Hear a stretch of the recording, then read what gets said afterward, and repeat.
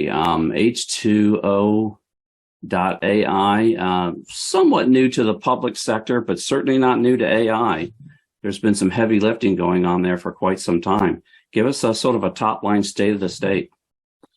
Yeah, thanks, Luke. Yeah, we're really one of the pioneers in this space. We've been around since 2012. And to Tim's point, we're real practitioners. We're data scientists that are in there every day, really working through the practical physics of wrangling data and then really getting insight out of it. We're the largest provider of open source software in the world for AI and ML.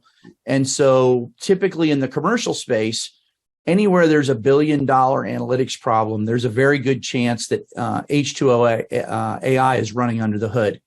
So we really have a very practical understanding of the physics of the environment, what's going on, digital transformation.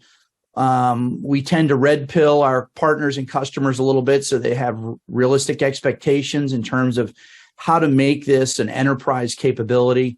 And I think to the general's point, once you get through all the data wrangling, you now have business leaders and data scientists and engineers that are all really trying to impact the mission now. And so from our perspective, we're experts in getting into production. 8 of the 10 largest banks in the world are using us, and particularly in areas where you have real-time sensor and data requirements. So this is an area we've just stood up our public sector practice about 9 months ago. Mm-hmm. And what we're trying to do is bring best practices into the mission space, but really do that with a lot of very, very practical experience, over 10 years of experience, where we can help level set expectations and communicate with all the stakeholders within the organization. Because as you're building trust and capability, you've got to make sure everyone's on the same page, the confidence levels there. And this is something that we feel we can really be very helpful with.